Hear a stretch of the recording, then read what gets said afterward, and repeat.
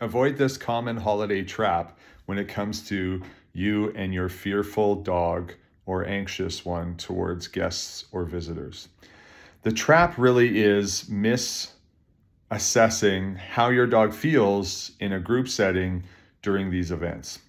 So, if a person like yourself has a dog that suffers with fear, anxiety, distrust towards guests, and there are some signs where it might be barking, fleeing, hiding, etc., of guests when a person or two come and visit. But then when you have larger groups of visitors, your dog seems to be quieter and more like calm and less reactionary. That doesn't actually mean that's a good thing. Now, what I mean by this is sometimes people will misassess that the dog is not reacting, so they must be more confident, which isn't necessarily true.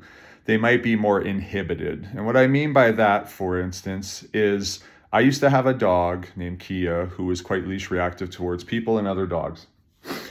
And during which, when we would go on a walk, she would react a lot towards a person walking by across the side of the street, barking, lunging, those kinds of things.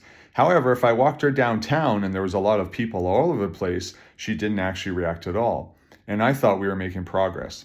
The reality of the situation, what I learned later, was that we were not. My dog was overstimulated by all the things that she couldn't, she didn't exhibit her fear and distrust in the same manner. So once I got a bit more educated and started realizing subtle signs of stress in her body language, I started to realize, oh, I just got lucky no one tried to come and pet her when we were walking her downtown. So for example, another time I had a client reach out to me after their dog bit a guest when they were having a party, and the dog was underneath a lawn chair and launched out and bit a lady, and it kind of came out of nowhere. That is another example of where there were signs, red flags to communicate your dog's not comfortable around guests, and that feeling just accentuates when there's more guests. It doesn't mean that they're actually better. It's more likely they're more inhibited, which means you're going to have less of a warning that when their figurative fuse is gone, that they lash out in a more severe fashion than you might have recognized so far.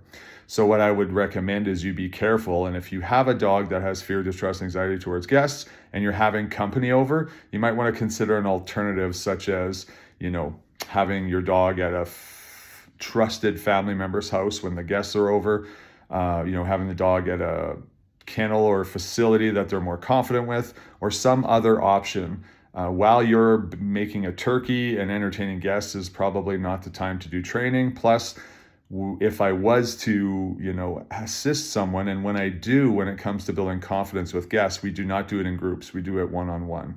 So consider this a bit of a heads up and plan for the future and the coming to set yourself and your dog up for success if your dog has any of those signs. Feel free to comment on this video or send us a message directly if you'd like some support on figuring out how to help your dog trust more people and faster and safely.